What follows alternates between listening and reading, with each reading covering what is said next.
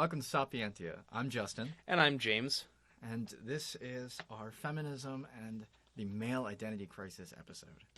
So, we're going to start with the treacherous ground of feminism. And we say treacherous not because feminism is a bad thing inherently. We say treacherous because it is... The phrase walking on eggshells, I think, is definitely appropriate here. Yeah. It takes many forms, it takes many breaths, and is seen in so many different opposing and incorrect ways that we want to set out with our definitions first so that everybody that's watching can be on the same page. Yeah, we have to be especially nuanced. Yes, especially nuanced. So, let's just start with what feminism is. So, as we had said in our Filling the Gaps episode, feminism is simply a commitment to gender equity, which means that you believe men and women should have... even that's dicey. Hold on. It's so hard. It's so hard. So, essentially that you believe that that there should be equal, let's say, advantages or positions. Basically, you want to get rid of all of the systems that arbitrarily disadvantage women, and perhaps even the ones that are non-arbitrary, because societies are ultimately up to our creation. So equity meaning having reasonably equal standing. And actually, just before I get too far, with the word, we're using the word equity here because equity means something particular. So some people phrase this as equality. And equality means that you have equal opportunities, for instance. But equality doesn't necessarily mean that everyone is the same. Equity is a little different. Equity also takes into account some of the differences. Like, for instance, if you had someone in a wheelchair, in order for them to get around, they need access ramps, right? So in an equal society, there might be stairs that everyone can use. But in an equitable society, there would also be a ramp such that the person in the wheelchair can get up. So what you're saying is equity is a more nuanced kind of equality. Yeah, actually, yes. And it's interesting to note too, like the idea of like gender equity is really important because I had seen at one point a definition of feminism that was like a movement to elevate women to the same social position as men, and that had some spice to it. And I think partially because that can take on the sort of proverbial, well, who gets to decide when women are elevated to the same level as men. Mm-hmm. So that idea of gender equity is actually super critical to actually having real discussions about it because it allows for, or it doesn't allow for questions like that to be realistic. Right. And there's also the aspect of it's a signature of changing times. So when feminism as an ideology started becoming vogue, you're talking first wave feminism, which we'll get into what those are. Right. In like late 19th, early 20th century, the main problems were ostensibly public problems that were painfully obvious, like women not being able to vote, or women not being able to hold certain jobs in society, or women simply being relegated to all the domestic work. Like this sort of stuff was what early feminism was about. And so the question of gender equity was really, well, how do we fix that? Because those are the most obvious problems. Now the problems are deeper and more insidious, as we had said in our gender pay gap episode. But also, modern feminism is also more concerned about inclusivity and about questions like the status of trans women and also non-binary people is something that's very much in the zeitgeist. Yeah, absolutely. And I think it's that kind of like gender identity, gender expression, sexual identity kind of stuff is actually some place that is of particular interest to me as it relates to feminism, because there's a lot of me that feels like, well, maybe feminism isn't the right camp to lump all of this into. Hmm. Um, I mean, certainly there are some things that actually do affect women, and so that needs to be addressed, like, trans women as an example. Like, Hmm. okay, great. But the whole thing, I think, gets lumped together a lot. Feminism tends to be seen as this, big aggregate of all kinds of social issues that, there's race, there's gender, there's sexual identity, there's, income inequality. There's like all this random crud that's shoved together, Hmm. that is then just, swept under the label of feminism.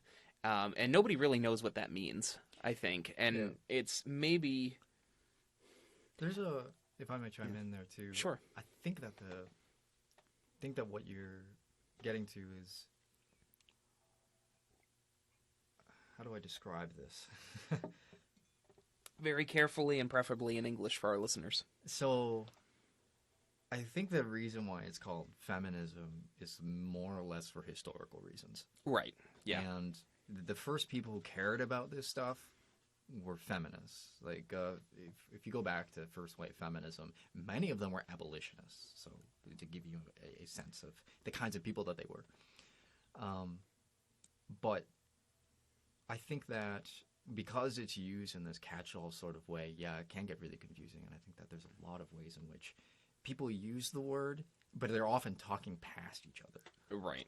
Yeah. And we're hoping that in this very precise, very elaborate, description of what we're doing, that we avoid the talking past and Hmm. talk directly to you, our listeners, and that you comment and talk back to us. So please do that.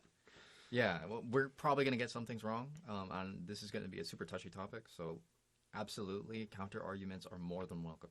Yeah, I mean, what do a couple of, white guys know about feminism, right? I'm only half white. Well, okay, that's fair. Yeah, okay. Yeah.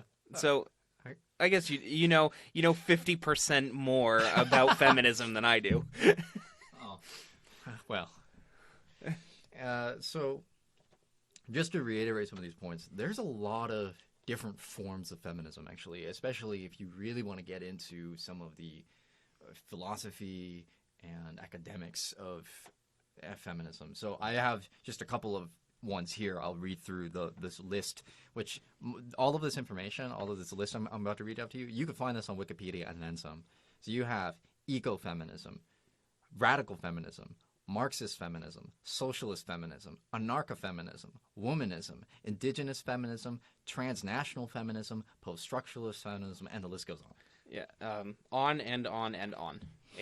There's a lot. And that's because we defined it so broadly. You can see that there's a lot of internal, there's a lot of stuff there. There's a lot of diversity that's possible. Because if you believe in gender equity, but you have a certain perspective on, say, epistemology or meta-ethics, right? You can go from being like a Kantian feminist who's more interested in a kind of, I don't know, like, it probably end up being a more conservative sort of feminism versus like Right. if you're a diehard moral relativist who's basically a proto-utilitarian, you're probably in the transnational globalist sort of camp. Right. And the minor philosophical differences in your commitment to gender equity really changes the way in which your feminism manifests itself. Yeah, absolutely. And I think part of that manifestation is also like how it actually accomplishes what it wants to do. Mm-hmm. And that's I think one of the biggest things that we see, like just in the way that, you know, feminism and, pay gap as an example, like how it's presented Mm-hmm. is huge. Because if you present facts and numbers and statistics to people, they'll probably scratch their heads and come up with some kind of, I wouldn't say fallacious understanding of the material, but maybe just not as well nuanced, one might say. But instead, we have this nice clickbaity kind of news bullshit that goes on that's just like, oh, we're going to tell you how you want to feel about it because that's what we do. That's what gets clicks. Yeah, and we should do an episode on the media because that is, in a lot of ways, an artifact of the media. Um, but I think that the real problems, if you get down into it, so my girlfriend works for Mabel Wadsworth, which is a feminist health center, and so I actually do interact with a lot of feminists, and the vast majority of them are actually really level-headed people who have the statistical understanding, but also the experience there to draw from and actually articulate the real problems that face. I wouldn't say just women, but also other people of different genders. Yeah, absolutely. And that experience is important. Yeah, but very. and and I say important in a way because, numbers and statistics are good because they're facts, they're artifacts of what's really going on, but it's not as good a representation of what goes on, in the micro level. Statistics generalize. That's what they're supposed to do. That's the whole function. You can't. I made the joke the other day to you that, Bayesian statistics and Bayesian means create people that don't exist. Like, Yeah. the average person literally doesn't exist just by nature of how Bayesian statistics work. And that's fine. We have to just understand that that's the case. And experience is the nice gap. Like, hearing people talk about things is a nice gap between what the statistics say and what people are actually saying. Because, if you're not accounting for outliers and things like that, or people who are reporting multiple different times in different ways, then you can get some really strange results. Exactly, yeah. So, just before we move on to defining feminism, there is one form of feminism I do think that we should provide a definition for because it's a term that gets passed around a lot, and that's radical feminism. Absolutely. The way most people understand the word radical, they think it means like some kind of extreme, almost. It calls to mind something like a terrorist, right? Right. Radical feminism as a word predates a lot of the zeitgeist around and the cultural connotations around the word radical. What radical feminism is just a belief that the systems we live in are inherently oppressive towards women and that they need to be changed. Hence why they're radical. They believe in radical change. Right. And so maybe some of them will be, out on the streets wearing hats that look like vulvas and things like, or carrying around, what's the name of that uterus that always gets carried around in Bangor? I don't know, but I don't find it that bad. I mean, I'm not saying I'm get offended by it. I'm not some triggered millennial, even though there are lots of people who would probably say that about me. Just because I'm in my 20s and that's just the popular thing to do. But like, I think that, those kinds of people and like the old internet people, that got passed around like Big Red and Trigglypuff and those kinds of people are the ones that people associate radical feminism with, which I don't think it was necessarily incorrect at the time because that's all it was for a brief period of internet history, but now it's certainly more nuanced. Oh yeah, for sure. I mean, just to make a short plug for a feminist book that I'm a big fan of. There's a book by Jessica Crispin, Why I'm Not a Feminist, and she's a radical feminist. But if you were to read her book, you would get a very different impression than the kind of internet persona of a radical feminist. Yeah, absolutely. That's still one that you keep telling me I gotta read, and I keep meaning to read it. It's a really good book. Yeah, the university started for me. I'm super busy all the time. I kind of hate it, but physics and math are really cool. But I still kind of hate it because I don't have free time to do all that stuff. But it'll happen. It's going to happen. So, yeah. We'll just have to do an episode on something physics related. Yeah, like... or maybe universities as a whole. Right? Well, I don't know. Maybe our bridging episode after feminism can be something about STEM fields. Um, Right. maybe I don't know. We're spitballing here. If you guys have ideas, just you know where to put them. So, uh, before we move on Yeah, we have to our main part, we have note sheets today, guys. Note sheets. in the vein of also having defined radical feminism, I believe that we also ought to define a bunch of other terms that get tossed around. Because, like radical feminism, all of those other terms oftentimes get strawmanned or misdefined as well. Right. So, the one that you've probably heard quite frequently is the concept of privilege. Right. So, privilege is an advantage that some people have, some set of people have, that is unearned. Right. It's important to say that this is a product of big numbers. Right. It's just true that if you're a black person, you're more likely to be incarcerated, you're more likely to be pulled over and held with suspicion, you're more likely to be killed by the police. The list goes on and on. It doesn't mean that a white person should feel bad or that there's like some kind of inherent virtue in being non-white. It's just a statement of the kind of predicament that white people find themselves in, and whatever kind of way you like to slice that, because it also gets sliced on gender line as well. Yeah, absolutely. It's yeah, I think there's some level of guilt by association that's involved with some of that, and we're super not about that. So Yeah. like, you shouldn't feel guilty for being who you are, regardless of who that may be. You can feel guilty for doing bad things that are just actually bad, like killing people. Don't do that, please. That's bad. You shouldn't do it. Please, don't do it. Yeah, for all the white men in our audience. Yeah, yeah. For all of you fatherless white guys, please don't kill people. You're statistically more likely to, and we'll get there. But please don't do that. Yeah. So the other word that we have to say is patriarchy. So, the patriarchy is a social system wherein men possess most of the power in a variety of forms, including corporate leadership, wealth, political positions, and social privilege. Again, this oftentimes gets strawmanned. A lot of people think that the patriarchy is the dean of a college being a man. It's not the case. No. Again, the patriarchy, as commonly understood, is a product of large data sets. If you look at just look at Congress as a good example. The vast majority of political power is held by men, and it usually comes at the detriment of women. And that's just a statement of the way our society is set up. Yeah, absolutely.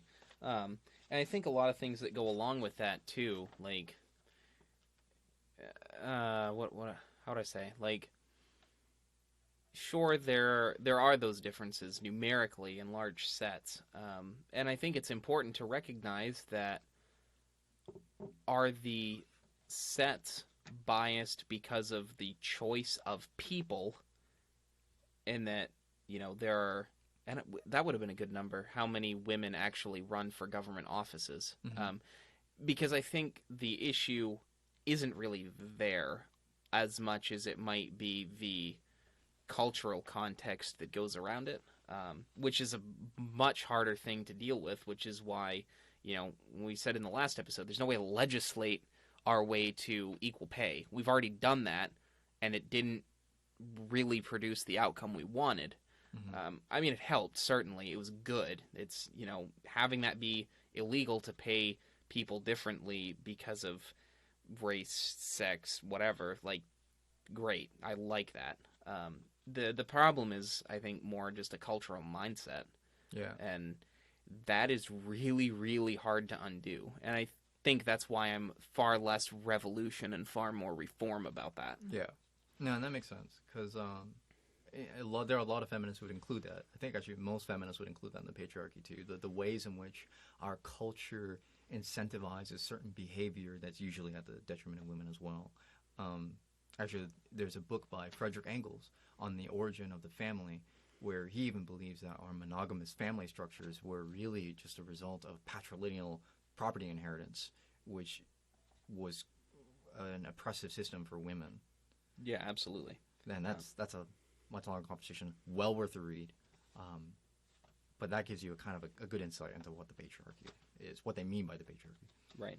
I also think that Engels had an interesting concept of marriage, defining it as a state-sponsored prostitution, which Oh yeah, that was his meme, if there ever was one. yeah, that's I don't get it. I guess being raised in the church, I don't get it. But yeah, that's just me. I think it was more of a product of his, because he was studying it in the context of anthropology. Right. Yeah. So the way he looks at it, it doesn't matter what the people believe so much as what the consequences of it is. Right. And the way he saw the consequences was just horrible. So other words that we have to include. I guess we'll get to them when we get to them. I think a lot of these are probably fairly obvious, but we'll get there. Okay. We'll get to them when we get to them. Sounds good. Sweet. So, the last thing is, well, you still want to do the waves of feminism? Yeah, I think that'd be important to get us into why feminism is now what it is and not the way it was. Yeah. So the concept of a wave of feminism is just a history-based kind of chunk of time where large groups of women were assembling and thinking similar things to accomplish some result. Like end of the 19th, early 20th century, there was a lot of movement around women getting the right to vote, and that was really big, as well as better working conditions just in general for women and children in like factories and stuff like that, because they sucked so much. People like Mary Wollstonecraft expanding on social contract ideas and things including gender, and actually making that part of social contract theory more readily. Let's see, who else? Abolitionists like Truth, Susan B. Anthony, Elizabeth Stanton, and Lucretia? Yeah, Lucretia Mott. I've never heard of this person. Yeah, she was an abolitionist and also a suffragist. Oh, see, there you go. People doing cool things, and I know nothing. About it. She's definitely a lesser known name. I think she ran in the same circles as Stanton and Anthony. Oh, gotcha. Okay. So that's first wave. You want me to do second wave? Oh, sure. So the second wave was after lots of suffrage. They were focused on cultural and economic inequalities. Around this time, just to indicate the legislation that was the result of the second wave of feminism. In 1963, you had the Equal Pay Act, which is what we were referring to. Right. And in 1964, you had the Civil Rights Act, which included employment discrimination. Nice. So around this time, you had Simone de Beauvoir writing The Second Sex, which was defining what I have written down. Sorry. I've only read parts of this book. I should read more, and it's definitely worth a read. My girlfriend's read it and told me much about it. But women are seen as other to the system that treats men as a default. Medical science studies mostly masculine bodies. Menstruation is poorly understood, and public life largely excludes women, was her main contributions to the feminist dialogue. You also had The Feminist Mystique by Betty Friedan, which argued that contemporary views of domestic life were bad for women. And among women she surveyed, women who participated in public life were actually happier. So that's the large push of the second wave of feminism. Incidentally, the second wave was regarded as broadly successful. They only had one defeat, which was the Equal Rights Act, I believe. Yeah, there was... I remember watching, like, some kind of public access history thing about that. And they had some women that were, like, I guess in their 30s when that came around, 30s and 40s. And they specifically chose women to represent this group of people who didn't actually vote to support it. And it was so funny because they were, puffed up, proud of myself, I don't want to be, X, Y, and Z, same things as men. And, I'm the first one to admit that there are, like, actual, real biological differences between men and women, and they're important to understand, particularly as it relates to how we can treat people better. But it's just so funny to see how much pride there was in just, I probably get, belt beat by my husband every night, but, like, I love him, and I don't want to have myself not. Wow, that's really morbid. Sorry. But no, It's true, though. It does happen, unfortunately. It was quite incredible that there was a woman who was fighting against the Equal Rights Act, and I wish I remembered her name. She was plastered all over the news, all over the television, and her main contribution was just, well, we should let women be women, as if the Equal Rights Act somehow denied women the ability to be domestic housewives. Right. Yeah, it's equal rights. Like, anybody can be the domestic house care person. And yeah, traditionally it's been women because that's just how society kind of started out. Like, that's just kind of how it was for a while, because there weren't, like, child care institutions like we have them now.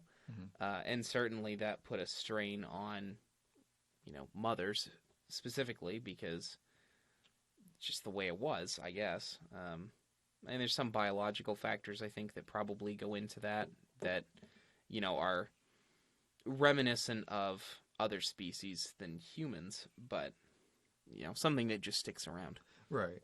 And I think that's exactly right. It might just be women have a typical propensity to caring for children and in care professions. As we typically see in the economy, women are usually gravitate towards caring professions. It's hard to say how much of that is a result of our society's construction and of biology, but we know that even all things being equal, we might see women have a slight inclination. But there's no legislation, the Equal Rights Act, the Equal Pay Act, the Civil Rights Act, none of these things prevent you from doing that. So it's a complete straw man. Yeah, absolutely. I mean, but pride does that to people. Yeah. You get into your camp, and then anything that threatens your camp, you're just like, no. So, second wave, largely successful, and because of this, when third wave feminism came around, it had a huge uphill battle, because at this point, people were like, "Oh, feminism's done," right? But for the third wave, they were very concerned about, as we had said, not just the legal issues, but the cultural issues, the ones that are much deeper and harder to pin down. Right. So you're looking at sex positivity, gender theory, violence against women is a huge one, and reproductive choice. And those are the big issues that third wave feminism was trying to champion. You could see them in the Anita Hill testimonies against Clarence Thomas, which drummed up a huge amount of feminist activity. The Family and Medical Leave Act was made in 1993. The Violence Against Women Act was made in 1994, and the March for Women's Lives was in 2004. So those are the big cultural moments. Yeah, absolutely. And it's interesting too, because a lot of what's going on now in feminism is thought to be an extension of third wave feminism, but it's maybe it is, maybe it isn't. There's certainly a lot of commonalities, but again, with how much other things have changed in that span from, like, the 90s, it has a different life. It breathes something new now than it did in the 90s and early 2000s. Yeah. And it tackles new issues. Or tries to, I guess. Mostly, I would say, dealing with understanding psychological identity and things like that. I use psychological because that encompasses everything, whether it's sex, gender, preference. I, I don't know what character you like to play in Diablo, or whether or not you like to play WoW Classic. Please don't waste your time. Those people get addicted to that stuff though. Like, I never did. I didn't like it, but that's why I use psychological, because it's a lot of it's a very personal at the individual level, and it's important to understand that and not statist make a statistic out of all of these things. Right. And I think one of the interesting things about contemporary feminism, which I would say 2013 or so, Mm-hmm. just because that's what the paper says. um, it's been so interesting. The pervasive nature of the internet has made any social change movement just. There are places on the internet where you could be, the new Messiah, and there are places where you're being crucified at the very same moment. Mm-hmm. And that's really fascinating. Yeah. And it makes changing things so weird. Yeah. You almost have to beat the meme. Like when the internet memes you in a negative way, you have to transcend it somehow. You have to beat it. You have to not be that thing anymore. Otherwise, the internet will continue to just lambast you on that meme. Yeah, I think that's a big part of fourth wave feminism too. And on the topic of cultural change, there's a big shift in strategy. So instead of you still see people marching on the streets and the kind of activist action, but you also see a lot of it is changing our shared spaces. And one of the biggest ones, one of the ones that women have a lot of access to, incidentally, because of the democratic nature. I shouldn't say the democratic nature of the internet, but the open access nature of the internet is, our online spaces. Right. Well, and that's I was thinking about this a little bit as we were talking about defining our terms and things like that before we got started. There was and I'm sure there probably is still, though, to a lesser extent now than about a year ago. There was Tumblr feminism, and that was a category of feminism, and a lot of it was where the gender identity and sexual identity and that kind of stuff seemed to grow the most. Mm-hmm. And so there was this weird paradigm where everybody that was on Tumblr that was part of this group already knew all of this stuff. And so when it started to seep out into the public and everybody was like, the hell is all of this? Yeah. All of the Tumblr people were like, what do you mean, what the hell is all of this? This has been here for years. And I say to a lesser extent now because, the removal of mature content from Tumblr has definitely it has reduced the traffic to the site so much. It was a bad idea, just overall. But yeah, the EU wanted it though. The EU wants a lot of things that I don't like, but that's fine. But that even too is the part of the new wave, the fourth wave, if you will, of feminism, and kind of tying it back even into the third wave is that sex positivity, which I probably have some contrarian views about, I guess. But that totally undermines it. Here's this huge community of social activists and progressives, and then Tumblr's just no, you're wrong. Yeah. And I think that, as we had said, I think the reason why it all started on Tumblr, or I shouldn't say started, but there's a huge drama of activity in Tumblr, is just because there's an online space that you could say and blog about anything you wanted. Right. And they didn't have any real hard content restrictions aside from the obvious, like anti-harassment and Right. anti-violence. So I think that's why, it gets drummed up this way, because, this is where that conversation just happens to happen. Right. And now we have Reddit. And Oh, that's a cesspool. it's not as bad as Twitter, because on Reddit, you can escape the cesspool and look at cute animals and better every loop is a great one. But yeah, it's bad. Don't go. I mean, you're probably already there, and we should have a subreddit when we get big. But I don't know. Nah. Fair enough. The last thing too about fourth wave, as we had said, the different strategies, the identity, but also intersectionality is a term that you hear get tossed out around a lot. And fourth wave is very concerned about intersectionality. Just to be clear, literally all that mean is that you are multiple things at once, and that being multiple things makes you something over and above both of these things separately. Right. That's all it means. Yeah. Greater than the sum of its parts. Right. And that it gets that the intersectionality gets into some weird victim dynamics, as it's sort of referred to, not so nicely. Yeah, the victimhood ladder, I think is what it's called. I've heard a bunch of terms. If you watch Ben Shapiro, you know what I'm talking about. Yeah. He'll wreck you with facts. Not really. Yeah, he'll try. Yeah. Aquaman will buy your house. So if you don't know what I'm talking about, you should look it up. It's hilarious.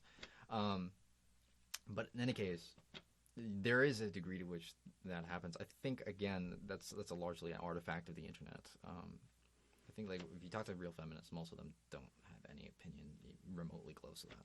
No, certainly not. And but it's basically like, hey, you're a black woman, so there are things that affect women, there are things that affect black people, but then there are those things compound to be even worse for black women when they overlap in really, often really crazy and unexpected and downright ridiculous ways. Like, take the worst black stereotype, overlap that with the worst female stereotypes you can think of, and then, what I mean is like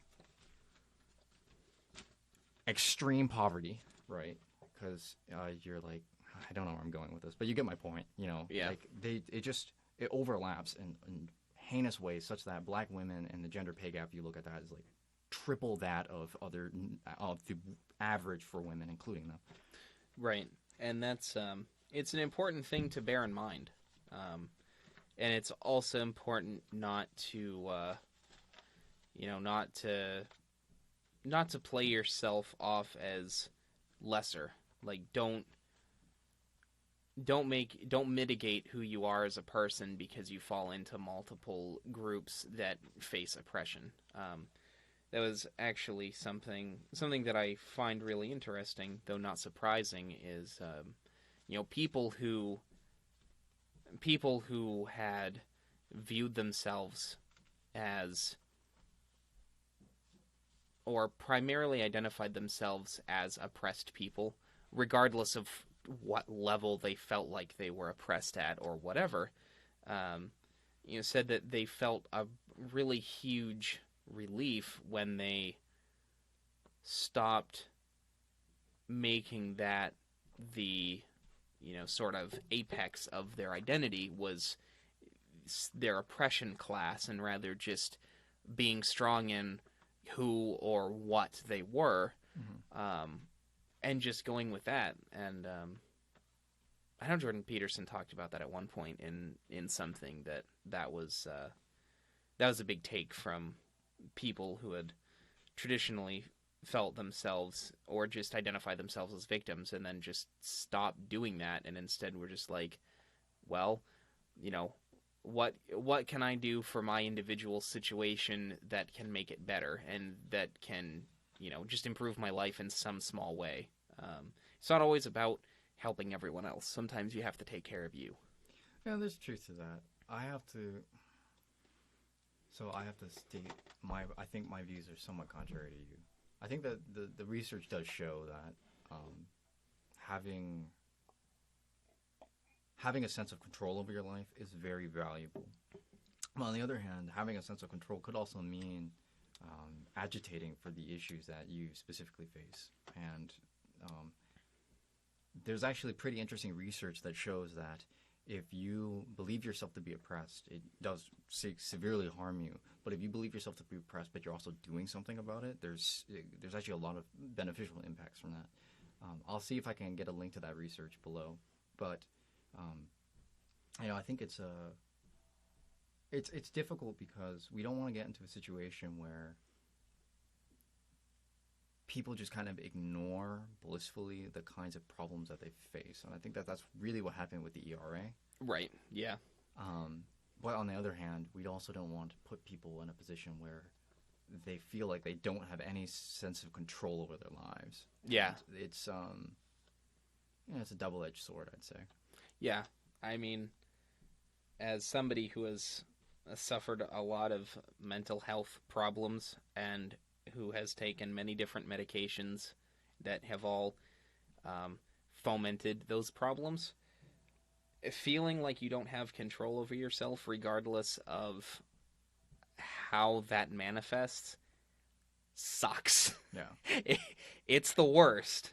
And that's like the most paramountly human thing is like having control over you. Not me having control, you having control over you. You do, not me. I don't want that. You don't want that. I'm a loser. Hey, well, and actually, while we're on that topic,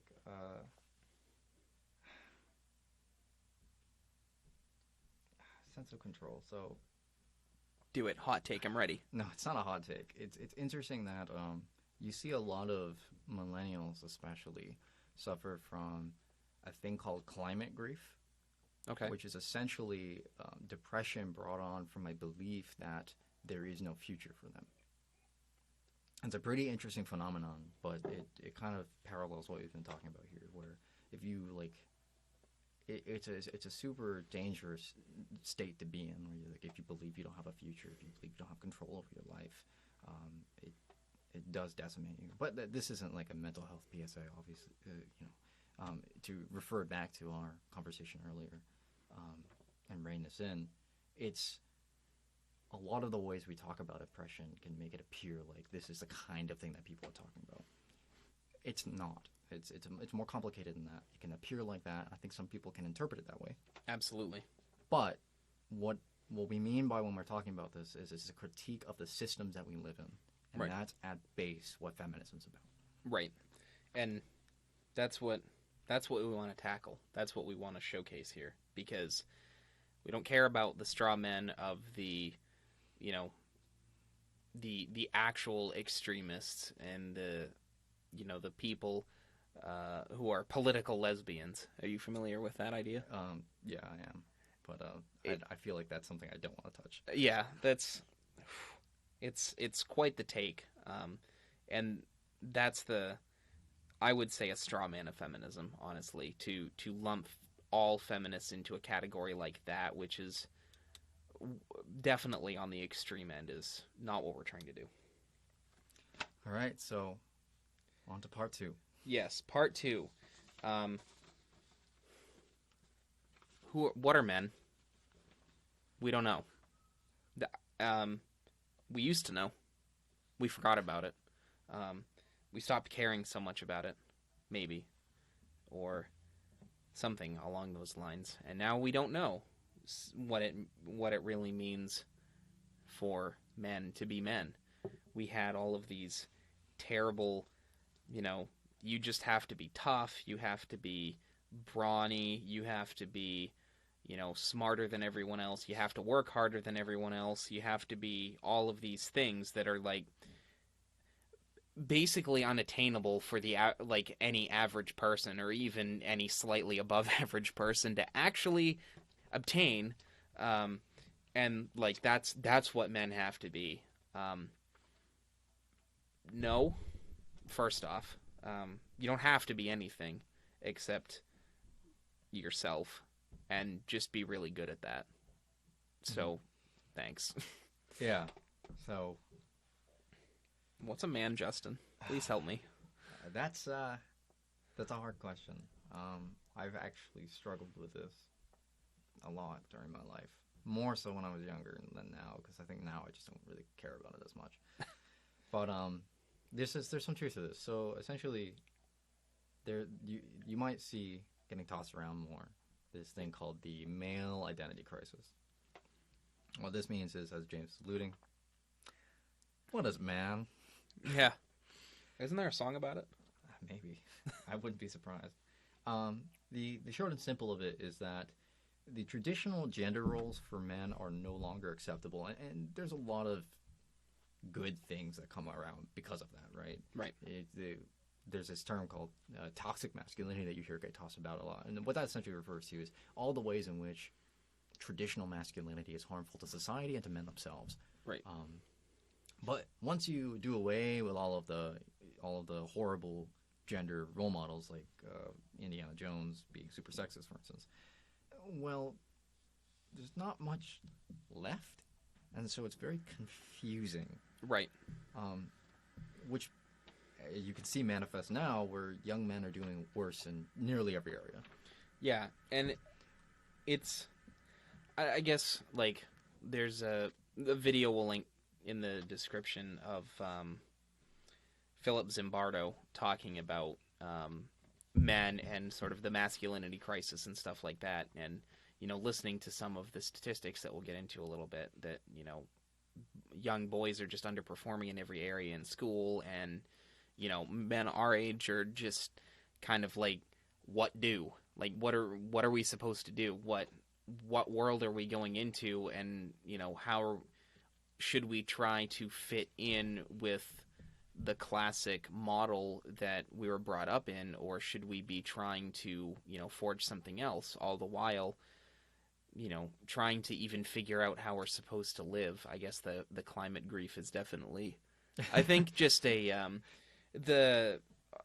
kind of a representation of just existential crisis, but some material way of expressing just deep, to use the Kierkegaard term, angst, which is slightly different than angst. It's slightly different because it's a German word from a Danish guy. Perfect. So, you want to start getting into the statistics? Yeah, sure. Let's do it. Oh, me specifically. Oh, wow. Okay. So it's probably no surprise that we have to talk about male suicide, because the rates are astronomical. 3.5 times more likely that a man will commit suicide than a woman. And actually, we didn't have it written down, but it's also more likely that they will commit suicide in ways that don't cause pain, which is interesting. Oh, that's interesting. Something that doesn't have, like, some kind of reversible quality, like Firearms is what I understand to be the most common. yes, a shotgun blowjob, if you will, to use a perfectly unacceptable term for it. And suicide causes 20% of death for men between the ages of 15 and 34. That's fucking disgusting. That's awful. Yeah. And it's literally second highest, only behind unintentional injuries. We need to have OSHA, but for male suicide. Actually. Yeah, like... We'll get to that. Right? Sure. Yeah. And a lot of this is due to, you know, that classic idea of, you know, men aren't supposed to ask for help. You know, it's that classic thing of, like, you know, oh, honey, let's stop for directions. No, I know where I'm going. It's like, well, no, you don't. You're going to drive around in circles for 3 hours and look like a complete moron. Or I hope you do. So, like, that part of it, and then also the blind eye that gets turned a lot of times to men's mental health. Mm-hmm. I'm fortunate enough that I have health insurance and can see a therapist. I don't anymore, but I was really thankful that I was able to actually do that, because I know a lot of people that need attention like that can't get it. And there's a high propensity to tell men not to do those things, or that from a very early age that they should be super emotional, that there's this movement to try to correct that. And I think it's potentially overshooting that, now men are kind of overly emotional, perhaps, or being told to be far more emotional and outgoing about it than is really necessary or even healthy Hmm. for any person, male or female, or whatever else. That's an overcorrection. That might potentially do just as much. Well, hopefully it will do less harm, but still might be harmful. Yeah, there are clearly ways in which suicide affects men differently. Another statistic I've heard is that women attempt suicide more, but men are far more successful at it, is what it is. Um, I think that one of the things that we don't have adequate understanding of is like the things that drive men to commit suicide, I think, are different than women. Um, a lot of another demographic statistics that is super interesting. So the average person who commits suicide is a white male, and like you're talking, I think it's like a rural white male, and a lot of it has to do with economic instability, familial. I'm not so sure about the familial instability, but just generally, if the sources of meaning and fulfillment in their life gets pulled out from under them, men typically fall into deep, deep depressions. Yeah, absolutely. Actually, and if you've ever watched anything from Andrew Yang, you hear this statistic too. If a middle-aged man loses their job, they're more likely to file for disability than get a new one. And that a lot of it has to do with like the way work factors into men's lives is usually a source of meaning.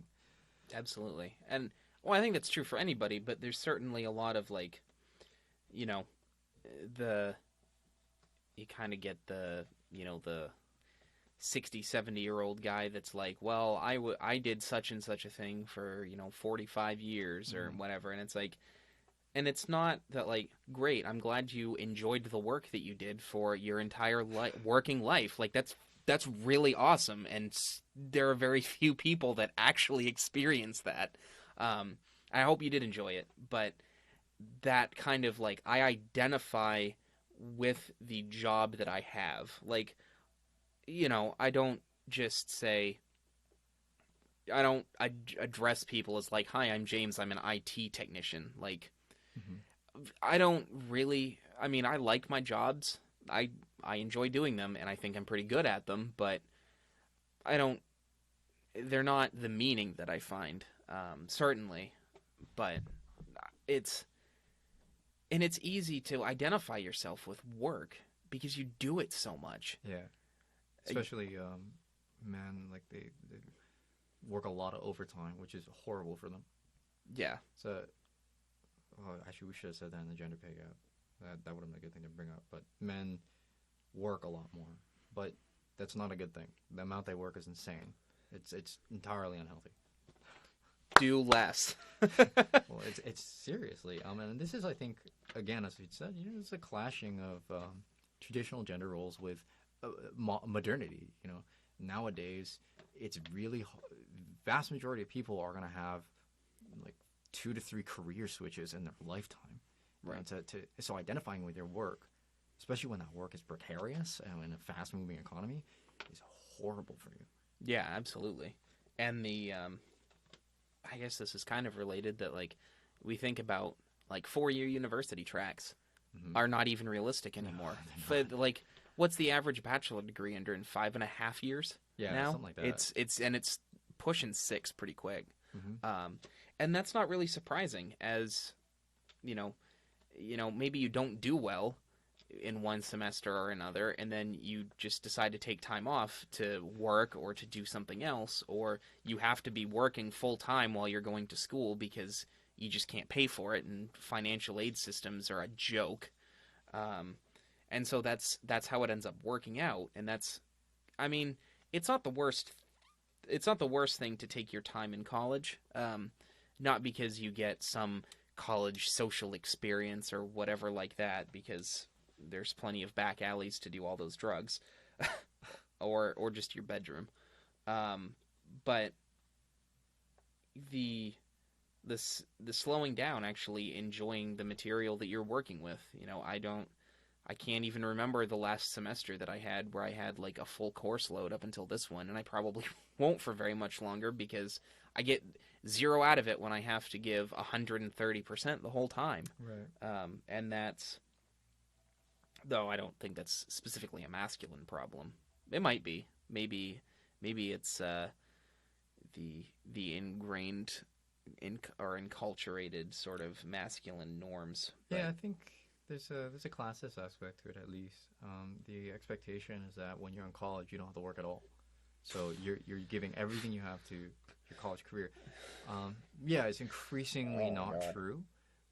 But also, I think that the 4-year regimen is with the expectation, at least nowadays, that you're going to get a job, um, and that it's like trying to fast track you to employment, which, um, in a lot of ways, is just not accurate to the average college student. Like a lot of college students do go to college for jobs, but they're also there for a variety of other reasons. I mean, you're talking about like 18-year-olds, right? If it was just for like job credentials, you'd expect a much more diverse population of students. right. So it's serving a different purpose in our society. Yeah, definitely. I was just thinking too, like, I have a friend in one of my classes who's from the UK, and she was telling me that, the, bachelor degree or undergraduate studies takes like 3 years for them, Yeah. and you can get a master's in 5. And like, it's kind of crazy to think about that, but I guess they also have like a lower like general education requirement. Also, it's more like you do your specific criteria stuff or whatever you're studying, and then that's it. Like, you're just done with that, and that's really fast. Yeah. Like, that's that's really fast. Which, if you want to, that's even assuming you can get a job with your degree, which is becoming less and less possible, even in competitive degrees. Yeah. Yeah. Well, this gets us like pretty nicely into our next batch of statistics that indicate this problem.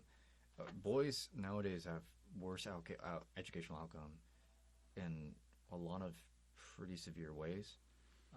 Boys apply to college nearly 10% less than girls. They get consistently lower grades in every subject, including STEM subjects. Yeah. Ooh. And the theoretical reasons for this are that boys just have less self-control than women, and when they're young, their social development is usually like roughly a year behind. So when you put them in classes where you're expected to sit still and to read for a given amount of time, or to raise your hand when you want to answer or say something, it just emphasizes all of the weaknesses that young boys typically have. Right. And on top of that, boys are pressured to be masculine in these really toxic ways. So, for instance, boys will tend to value academics less and participate in more risky behavior. So much so that a lot of boys don't participate in the arts. So things like dancing, music, and the fine arts are almost entirely girls. But the boys who do participate in those things do much, much better. And a lot of that has to do with masculine stereotypes.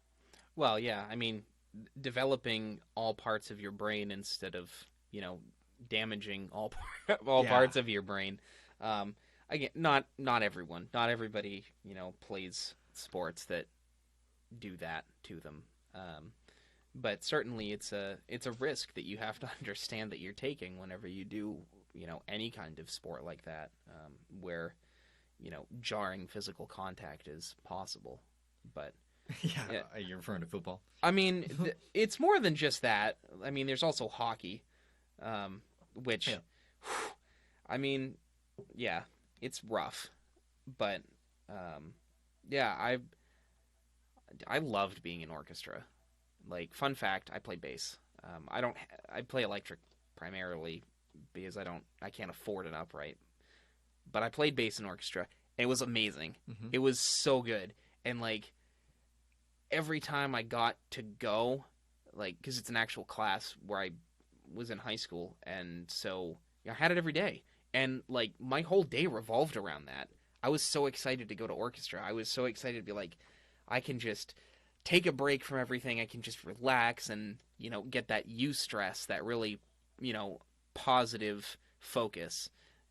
And that I was so happy that it was in the middle of my day because it just got me through it. Yeah. And I can't imagine not having that. I didn't do it the first 2 years in high school because I never thought about it. Um, and it just exponentially improved my high school experience. Um, yeah. I'm sorry. I can say lots of wonderful things about it, but Yeah. So it's such a perfect.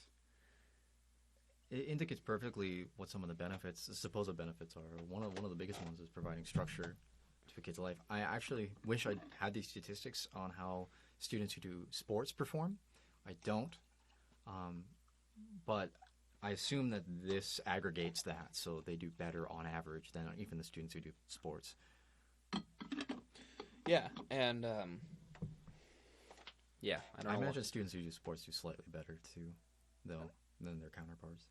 Potential. Yeah. I mean, somebody who is somebody who's involved in things just in general. I think people who are closer to their responsibility cap tend to do better in all areas because um, they're they're operating at their maximum, but that also makes them very efficient at doing everything because they're balancing things. Which I think is probably where that C's get degrees thing comes from. Yeah. Is Oh, most certainly. like the people who get C's, like, and of course now it's like C plus B minus to actually get credit for doing any of this coursework. Employers look at that and it's like, yeah, they got all C's in all of their classes, but like, look at that's probably a reflection of decent time management skills and the amount of other stuff that they get to do, whereas you know the straight A student that literally just spends all their time studying is just that's all they know how to do. Hey, All don't at me, man. I You don't spend all your time studying. I did. Well, yeah, but you did it. I mean, I remember you going and hanging out with all of the philosophy That's true. people. That's true. So you were definitely socializing with it. I wasn't socializing with the philosophy people. I wasn't cool enough. I came in way late, and so nobody really knew who I was. Mhm. And then I was like, I'm kind of moderate and a little bit conservative. Also, I believe in God, and that was the end of it. Yeah. For unfortunately for too many of them, it's Hey, we're here though. yeah, here we are. Very very different people who graduated from the same place with the same goal. And maybe this is how we grow old together, Justin. Yeah, probably. I certainly hope not. I mean, I don't want to grow old in my basement, that's for sure. Yeah, actually, speaking of basement dwelling men, that's also more common now. Men not moving out of their parents' houses. Yeah, 25% of men 20 to 29. Yeah, it's ridiculous. I'm not saying that like it's not necessarily the individual man's fault. Certainly, sometimes it is. People who don't take responsibility for their own lives or don't take the initiative to go out and do stuff. Like, yeah, your lives aren't going to be great, and you're probably going to be depressed and anxious. But there has to be a point where you help yourself, or at least ask somebody to help yourself. Mm-hmm. And there is a certain amount of personal responsibility you have to take for that. But it floors me. I mean, of course, I'm 24 living at my parents' house, so what do I know about this? But It's really astounding that that number is still increasing. Yeah. It's sad, really. It's important to say too, it's not entirely attributable to material outcomes Right. because women, the number for women, I think is 8%. It's astoundingly lower, and the reasons why supposedly are that for men, especially young men, they're way more present oriented Right. than women, and so unless they're trained to value other things, they're going to just do whatever can get them the most pleasure in the moment. Actually, this gets us perfectly, and while we're talking about basement dwelling, Right. boys play an astounding amount of video games and watch far too much porn. Yeah. I mean, if you ask me, any porn is far too much because of just the way that it's done now. It's bad. Unless you have, there's always the people that are like, pay for your porn, support your local thought or whatever. Who has the money for that, first of all? But also, what person would pay for it when there's like 1 million hours of free porn and it's all terrible?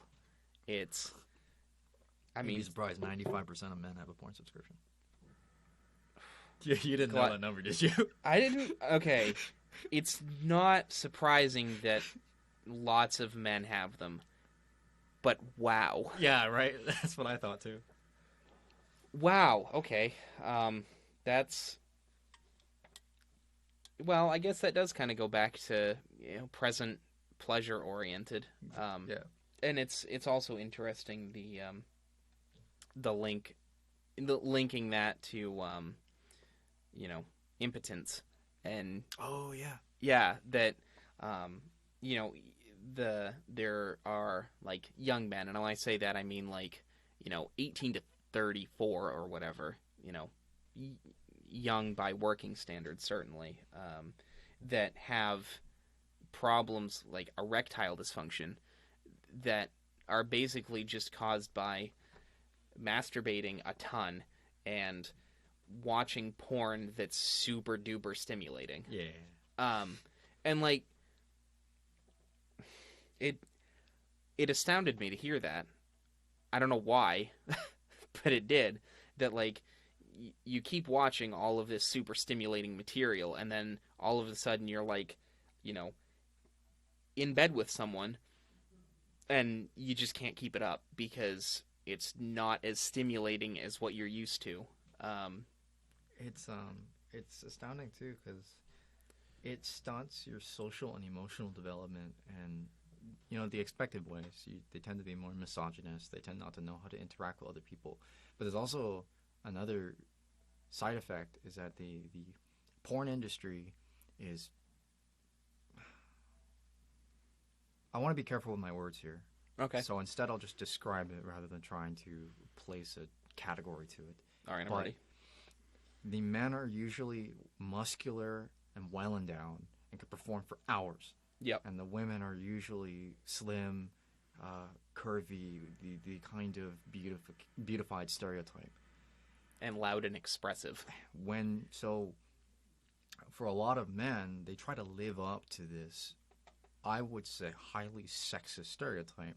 Oh, sure. And it decimates their sense of self-esteem. Yeah.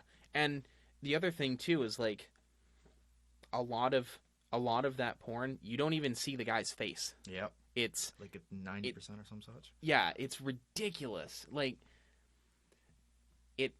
it hurts to know that. Like that's actually one of my biggest critiques about like sex positivity in general is we don't want to be so anonymous with how we share something so intimate, if that makes sense. Like, yeah. We don't want to not have an identity with something like that. It's not bad to identify with being a male. It's not bad to identify as masculine. That's not a bad thing at all, and nobody should say that it is. And if anybody tells you it is, they're wrong, and you should tell them that they're wrong. But it just sucks. Like, that imagine what that's telling some 15-year-old kid who's like, just sneaking one when he should be actually sleeping. And it's like, oh yeah, I'm gonna, try to snag this really hot chick and she doesn't care who I am. Yeah. And so I can just be whatever twat waffle I want to be and she doesn't care, and people don't work like that. No. Um, I mean, women are far more interested in how tall you are. um, it's just Well, well, random side take about dating apps, but it's men do it too. They like short women. Women like tall men. It's a whole thing. I feel like that's a hot take. It is kind of a hot take.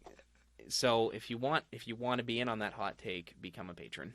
Sorry, shameless plug, but we'll continue on here. Um, well, and actually, it's kind of interesting to mention that too, because I think that the reason why that occurs, if we were to be all entirely serious about it, is the sex positivity. Look, I'm actually a big fan of sex positivity because I believe that a large part of this, including the porn problem for young boys, is because there's just a dearth of sexual education. Oh yeah, we don't talk about it enough. Um, but on the other hand, too, because a lot of people now get their sex education from porn, there's just this huge emphasis on physicality, such that you'll see a thing where they talk about fat acceptance, and they try to say, "Oh, you're beautiful" or "you're sexy," right? But that still is operating in the vein where your body has to be made acceptable to others, right. and it's so bizarre to me to see that we're still operating in some of these frameworks of thought when we're trying to move past them. And this is actually, for those of you confused, well, we'll get to that because I think there's a little more statistics before we can get into like why we included this particular point in this episode and about our personal experiences with these things. Right. Yeah. Do you want to tackle the role models problem? Yeah. So all right. That's the last big thing to understand. Why all of this comes full circle. There's a lack of male role models for most boys too. So all of these problems it might seem like oblique, right? Like, we might not have sex education, but your parents can talk to you about them. Or, you might be playing too many video games, but, if you had parental guidance, maybe that would be made better. But the thing is that vast majority of boys are raised, well, I shouldn't say the vast majority, but a significant number of boys are raised in fatherless homes. But right now, I think the number is about 1/3. And what 14, 15, 16-year-old boy wants to go talk to his mom about sex? Too bad you're not using your Freud mug today. Yeah. But it's worse than that too, because I mean, for one, just having a single parent at all puts so much more strain on that one. But like on top of that, you tend to identify more with the parent who's the same sex as you. It's just tends to be how it goes. It's not a fact of life, but and so when boys don't have a male role model in their life, they tend to, just to throw out some statistics, they have greater levels of externalizing behavior such as aggression or attention seeking, greater hyperactivity, greater behavioral problems, lower self-esteem, lower sense of control over their lives, lower family stability, greater propensity for crime, and greater antisocial behavior. Just all bad. All bad. Just all bad. It's horrible. So, and that's not to shame single parents at all, in any way, because there are lots of contributing factors to that, parents who fight constantly those kids are probably better off in single parent households, probably. So if that's what you're getting out of, then that's fine. But it's really bad. Like, I don't know. Maybe some experience time, maybe some anecdotal time. I love my dad. He's a great guy. I learned a lot from him, and I still enjoy spending time with him, and I can't imagine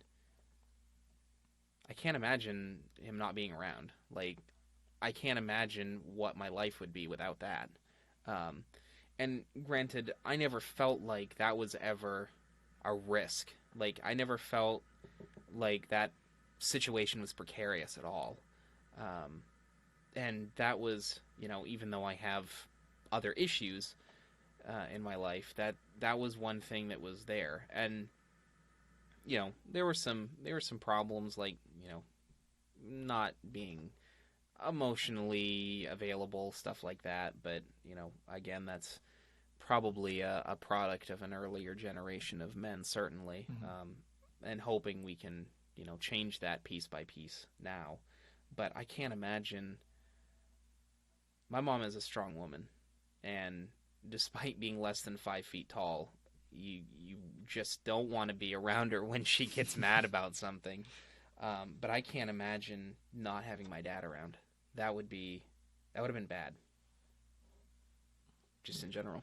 Me personally, I actually do come from a single parent household.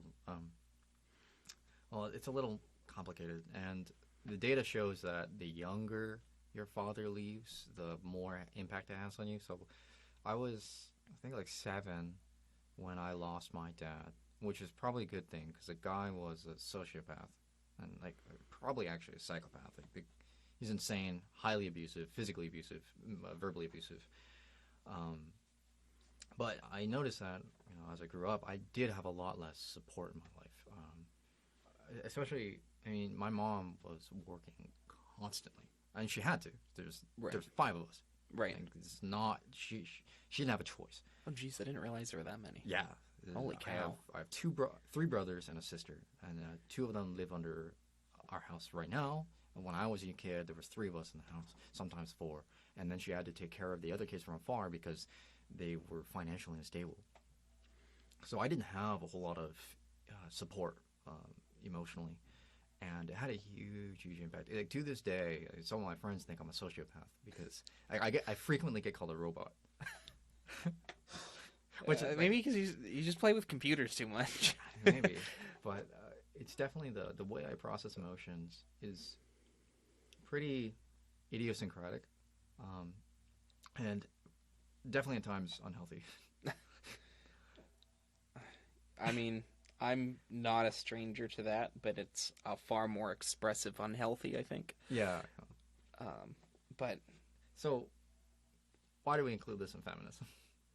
uh, well, I mean, to pull a Jordan Peterson, do you if this kind of new breed of um, men, the percentage of basement dwelling guys who don't take initiative or anything like that, which is, I'm not trying to lump anybody into that category, but do you want a weak partner?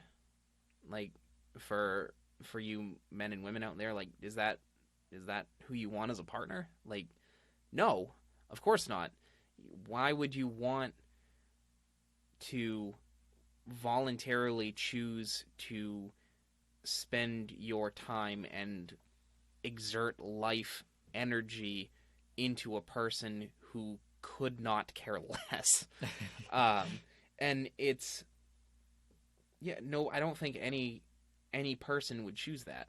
Like, that's I guess there are people with the domination complexes and stuff like that are. I'm not talking about like BDSM kind of things. I'm talking like actual lifestyle things that are like damaging to themselves and to whoever their partners happen to be. But that's do we want to grow into a world where a large percentage of the population just doesn't care about themselves? The answer is no. I hope your answer is no, but you know that's why we're here, because women have just as much, or are impacted just as much as men are, by the masculinity crisis, as it's called. Like, that's just a fact, and we're not blaming feminism for that. Certainly not, like, feminism qua, as we described at the beginning. It's not them that's doing it. It's really not. But it affects everybody, and it shouldn't be the kind of really, men's rights activism, and like MGTOW's men going their own way. That's, I think, a really bad representation Yeah. of like the attempt at trying to rekindle masculinity in a culture that is seemingly, I wouldn't say suppressing it, but definitely losing touch with it. Yeah. And that's why it's here, because it's important, and because everybody has to do something about it. It's not something that we can just, men can't just, go over here and sit in the corner and just, deal with their masculinity crisis and, whatever. It'd be great if we could do that, because, there are corners everywhere. And, maybe we could figure it out, but it's so big. It's so much bigger than any individual person. It has to change at a much larger level. Yeah, I completely agree. I think that I like how you said it. It harms everyone because it's slowly changing, but we had this view that the only people who were really harmed by the rejection of femininity in our society was women. But we're increasingly noticing the ways in which it harms men, because I think this is where the term toxic masculinity really comes from, right? The kind of hyper aggressive, performing well, socially dominant individual is just not who a lot of people are, and holding that as an ideal is simultaneously harmful to women because it means that they have less opportunities in society, but it's also harmful to men because there's a lot of men who aren't that, and in the absence of being able to be that, suffer greatly because now they're confused, they're bewildered, they're lost. Yeah, you take away somebody's primary essence, if you will, or try to exaggerate it as much as possible, and you get people who don't know what to do with themselves. When you said that kind of, suppression or rejection of femininity, it's like, well, yeah, of course that's going to produce men that are hyper masculine, because if women become more masculine, then there's a cultural shift that makes men also more masculine. And so it's this positive feedback loop where you just end up with masculinity skyrocketing. And yeah, there's a point where it's just bad. There's a point where you continue to increase something and you get negative results. And we don't want that, because nobody should ever say, I don't like that I'm a man because I'm masculine, and nobody should ever say, I don't like that I'm a woman because I'm too feminine. Yeah. And you can reverse that too. There's certainly a lot of encultured, men seen as feminine are just worse men. Yeah. Which I don't like it. It's not cool. Just be you, please. Yeah, absolutely. Why don't we I was gonna go through solutions. Well, let's do it. Let's tackle it. It'll be a big episode, just for you guys and girls and others. Well, my reluctance is only because there's not clear solutions. As you had said, we really want to change this. It's cultural change. It's systems change. I mean, I think that the most immediate stuff is better sex education, changing our education system to work for boys, but also trying to find ways to appeal to masculinity. We need to come up with a new paradigm. Right. Yeah. And it's not about catering to people. It's about understanding their needs. Yeah, exactly. They're not the same. They're not. Yeah. They're not. But that change in paradigm too, just for any guys watching, how many male teachers did you have in, K through 12, or wherever you're watching from, basically up until you got to college, like, how many male teachers did you have? Really? I think I had three that weren't phys ed teachers, Hmm. and then all of my phys ed teachers were men, which not super surprising, I guess. Yeah, yeah. There's another statistic we kind of glossed over that. And I wish we hadn't, but 75% of teachers are women. Yeah, which, I mean, it's, I guess, the kind of an extension and a reinforcement of that, like, child rearing kind of thing, Yep, yep. which, for women who want to do that, like, more power to you. Go do it. Go, I was about to say go rear children, but that doesn't sound right. Do that. Just, go do it. And guys, don't be afraid to do it. Like, it's great. I don't like children personally. I think they're obnoxious. But they're the future, and you have to take care of them. Imagine how cool your life would be if you had all of the role models that you could have had. Yeah. Like, be that role model. Um, It's big. It's important. And play less video games. yeah, that would really actually. Or at least play in the same place as your friends. Like, that would probably help. Go outside. Throw a frisbee.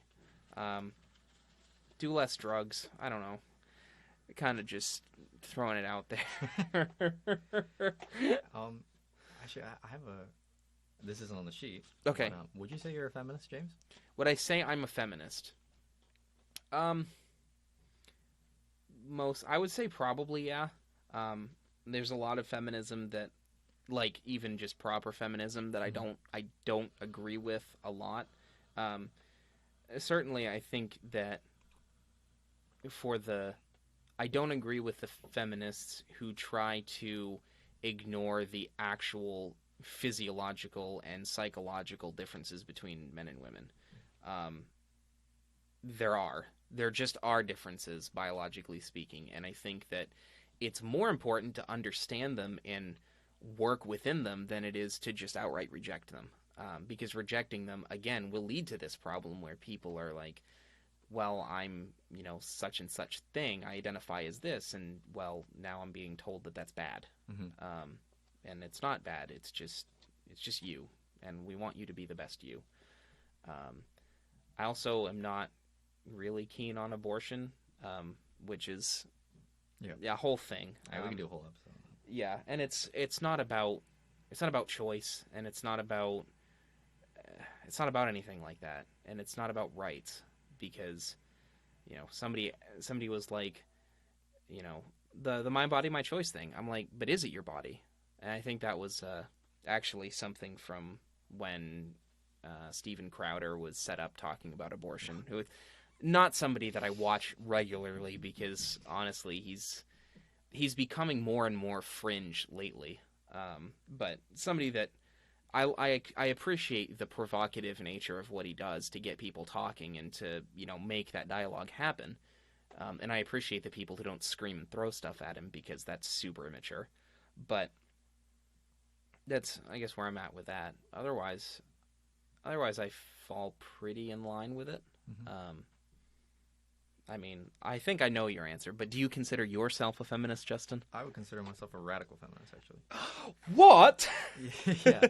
So, radical in the sense that I do believe that, actually, even as we had indicated here with the male identity crisis, solving these problems requires deep systemic change. I mean, so much so that I believe our whole education system needs to be completely reestablished. And partly because of this, but also because, as you had said, there's just differences in, not just in gender, but like different people. Like, people have different needs, different educational needs. And if you're gonna really help people where they're at, we need a education system that's far more flexible than the one we have. And I'm not just upon gender lines, but also just, poor people tend to need more resources, for instance, is another example. Yeah. Unbelievable. Yeah, I know. I'm Those poor people, man. They just want everything. No. Dude, yeah, it's just, someone might not think you're memeing. They're gonna cut that I'm- clip, and you're gonna find it on Twitter. Yeah, well, I wouldn't be surprised if it ended up on Twitter. That's the kind of place Twitter is. It's a breeding ground of villainy and scum. To be super Guinness about it. But we hope that this was an enlightening episode, something that cleared up some things for you, educated you a little bit. Don't be mean to people, and don't expect people to be something that they aren't necessarily expectant to be. That's I think my take from that. That's my take too. Look, people are what they are. If you come into these conversations with an open mind, I think you'll be genuinely surprised. Absolutely, and hopefully you were genuinely surprised by our conversation here. And on our Facebook page, there is a picture, or well, two pictures of our Politiscales results. You probably won't have too much trouble telling who's who, based on this conversation and any others that we've had. But see if you can figure it out. It's not going to be hard. And shout out to our first patron. Thank you so much. The picture mentioned in our last Filling the Gaps episode, it's going to happen. I know you're not excited about it. Maybe I'll go back to my original idea. You just Photoshop it. Yeah. Like, look, I'll just. Yeah. I mean, I don't know. It might work. It might work. That's gonna be what ends up on Twitter, is me with whipped cream on my nipples. Just, I'm just trying to be my best self. That's what Dr. Phil would want. It's a self for sure. It is a self that I am a self, and shout out to Quarrelsome Rhino of Quarrelsome Rhinoceros Stitches for making us very tired moving you into your new place. But it was fun. So thanks everybody for watching. And have a prudent day. Yeah. Very prudent. Wise, one might even say. Should they ask the Oracle of Delphi if they're wise? It didn't work out for Socrates. I wouldn't recommend. No. It's probably unwise. Yeah, probably unwise. So we'll just our sign off. Have a good one, everyone.